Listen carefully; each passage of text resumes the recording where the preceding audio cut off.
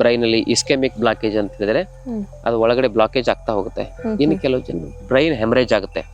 ಮುನ್ನೆಚ್ಚರಿಕೆ ಅದ್ರದ್ದು ಏನಂತ ಹೇಳಿದ್ರೆ ಅದಕ್ಕೆ ಸೂಚನೆಗಳು ಬರ್ತವೆ. ಎಡಗಡೆ ಮೆದುಳಲ್ಲಿ ಬ್ಲಾಕೇಜ್ ಆಯ್ತು ಅಂದ್ರೆ 1 ಚಮಚ ಕಾಳುಮೆಣಸಿನ ಪುಡಿ, 1 ಚಮಚ ಬೆಳ್ಳುಳ್ಳಿ ಪೇಸ್ಟ್, ಈ ಮೂರು ಒಂದೊಂದು ಚಮಚ. ಈ ಪಾರ್ಶ್ವವಾಯು ಲಕ್ವ ಅಂತ ಹೇಳ್ತೀವಿ, ಇದು ಕೂಡ ಇವಾಗ ಹೆಚ್ಚಾಗಿ ಕಾಣಿಸ್ತಾ ಇದೆ. ಇದಕ್ಕೇನೆಲ್ಲ ಮನೆ ಮದ್ದುಗಳನ್ನ ಮಾಡ್ಕೋಬಹುದು? ನೋಡಿ, ಈ ಸಮಸ್ಯೆ ಬಂದ ತಕ್ಷಣ ಒಂದು ಮನೆ ಮದ್ದು ಹೇಳ್ತೇನೆ. ಬರದಂತೆ ನೋಡ್ಕೊಳ್ಳಿಕ್ಕೆ ಆಹಾರ ಪದ್ಧತಿ, ಜೀವನ ಪದ್ಧತಿ ಸರಿಯಾಗಿರ್ಬೇಕು. ಹೆಚ್ಚು ಕೆಮಿಕಲ್ ಔಷಧಿಗಳನ್ನು ತಿನ್ನೋದ್ರಿಂದ ಬ್ರೈನ್ ಅಲ್ಲಿ ಇಸ್ಕೆಮಿಕ್ ಬ್ಲಾಕೇಜ್ ಅಂತ ಹೇಳಿದ್ರೆ ಅದು ಒಳಗಡೆ ಬ್ಲಾಕೇಜ್ ಆಗ್ತಾ ಹೋಗುತ್ತೆ. ಇನ್ನು ಕೆಲವು ಜನ ಬ್ರೈನ್ ಹೆಮರೇಜ್ ಆಗುತ್ತೆ.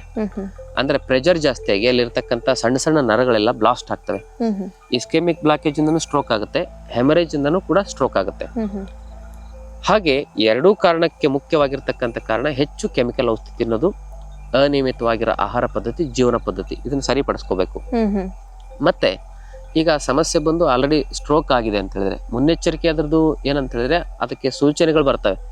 ವಿಪರೀತವಾಗಿ ಇದ್ದಕ್ಕಿದ್ದಂಗೆ ತಲೆನೋವುದು, ತಲೆ ಸುತ್ತೋದು ಇಂಥವೆಲ್ಲ ಇದ್ದಾಗ ಬ್ರೈನ್ ಸ್ಕ್ಯಾನಿಂಗ್ ಮಾಡಿಸ್ಕೊಳ್ಳೋದು ಒಳ್ಳೇದು. ಗೊತ್ತಾಗದೆ ಈಗ ಆಗ್ಬಿಟ್ಟಿದೆ ಅಂತ ಹೇಳಿದ್ರೆ ಅಂಥವ್ರು ಏನು ಮಾಡಬೇಕು, ಈಗ ಆದವ್ರು ಆದ ತಕ್ಷಣ ಒಂದು ಮನೆ ಮದ್ದು ಹೇಳ್ತೇನೆ. ಒಂದು 3 ದಿವಸ ಇದನ್ನು ತಿನ್ನಿಸಿದ್ರೆ, ರೊಟ್ಟಿ ಮಾಡೋದು, ಆ ರೊಟ್ಟಿ ತಿನ್ನಿಸಿದ್ರೆ 3 ದಿವಸ ಅವ್ರಿಗೆ 100ಕ್ಕೆ 90% ಜನರಿಗೆ ಮತ್ತೆ ರಿಕವರ್ ಆಗಿ ಮೊದಲಿನ ಥರ ಆಗಿಬಿಡ್ತಾರೆ.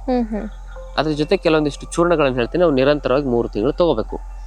ಅದೇನು ಅಂತ ಹೇಳಿದ್ರೆ ಲವಂಗ ಒಂದು 5 ಗ್ರಾಮ್, ನಿಮಗೆ 5 ಗ್ರಾಮ್ ಲೆಕ್ಕ ಸಿಗಲಿಲ್ಲ ಅಂತ ಹೇಳಿದ್ರೆ 1 ಚಮಚ, ನಮ್ಮ ಮನೇಲಿ ಉಪ್ಪಿಟ್ಟು ತಿಂತೇವಲ್ಲ ಪಲಾವೆಲ್ಲ, ಆ ಥರದ್ದು 1 ಚಮಚ, 1 ಚಮಚ ಲವಂಗದ ಪುಡಿ, 1 ಚಮಚ ಕಾಳು ಮೆಣಸಿನ ಪುಡಿ, 1 ಚಮಚ ಬೆಳ್ಳುಳ್ಳಿ ಪೇಸ್ಟ್, ಈ ಮೂರು ಒಂದೊಂದು ಚಮಚ, 1 ಮುಷ್ಟಿ ಹಿಟ್ಟು, ಗೋಧಿ ಹಿಟ್ಟು.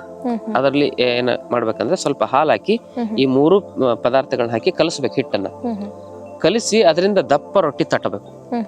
ತಟ್ಟಿ ಹೆಂಗಾರು ಮಾಡಿ ಅವ್ನು ಲಕ್ಕ ಹೊಡೆದವನಿಗೆ ಏನಾರು ಕಷ್ಟಪಟ್ಟು ಅವನಿಗೆ ತಿನ್ನಿಸ್ಬೇಕು.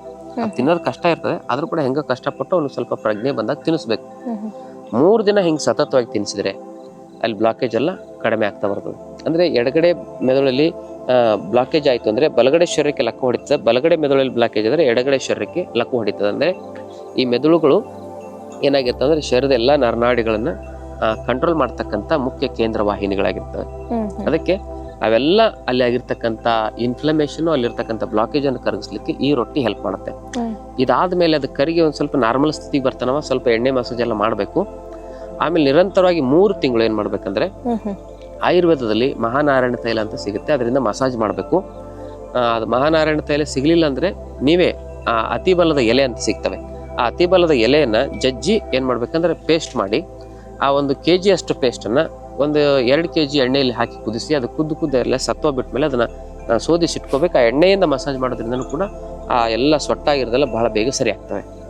ಮತ್ತು ಅದ್ರ ಜೊತೆಗೆ ಏನ್ ಮಾಡ್ಬೇಕಂತ ಹೇಳಿದ್ರೆ ಅಶ್ವಗಂಧ ಚೂರ್ಣ 1 kg, ಅರ್ಜುನದ ಚೂರ್ಣ 1 kg, ಆಮೇಲೆ ಅದರಲ್ಲಿ ಅರ್ಧ kg ಜ್ಯೇಷ್ಠ ಮಧುವಿನ ಚೂರ್ಣ ಮತ್ತು ಅರ್ಧ kg ಬ್ರಾಹ್ಮಿ ಚೂರ್ಣ, ಇವೆಲ್ಲವನ್ನು ಬೆರೆಸಿ ಅದನ್ನು ಇಟ್ಕೊಳ್ಬೇಕು. ಅದನ್ನ ಬೆಳಗ್ಗೆ ಸಾಯಂಕಾಲ 1 ಚಮಚದಷ್ಟು ತೆಗೆದುಕೊಂಡು ಒಂದು ಅರ್ಧ ಗ್ಲಾಸ್ ಬಿಸಿ ಹಾಲು, ನಾಟಿ ಹಸುವಿನ ಹಾಲಿದ್ರೆ ಅದರಲ್ಲಿ ಸೇವನೆ ಮಾಡೋದ್ರಿಂದ ಅಂತ ಸಮಸ್ಯೆಗಳಿಂದ ಆಗಿರೋ ನಿಸ್ವತ್ವ, ನಿಶಕ್ತಿ, ಅವೆಲ್ಲ ಪೇನ್ಗಳೆಲ್ಲ ಬಹಳ ಬೇಗ ಕಮ್ಮಿ ಆಗ್ತವೆ. ಯಾಕಂದ್ರೆ ಪೇನನ್ನು ಕಮ್ಮಿ ಮಾಡ್ಲಿಕ್ಕೆ ಅಶ್ವಗಂಧ ದಿ ಬೆಸ್ಟ್ ಆಗಿ ಕೆಲಸ ಮಾಡ್ತದೆ. ಮತ್ತಷ್ಟು ಆಯುರ್ವೇದ ಹಾಗೂ ಯೋಗ ಹೆಲ್ತ್ ಟಿಪ್ಸ್ಗಾಗಿ ಶ್ರೀಗಂಗಾ ಯೋಗ ಚಾನೆಲ್ನ ಸಬ್ಸ್ಕ್ರೈಬ್ ಮಾಡಿ.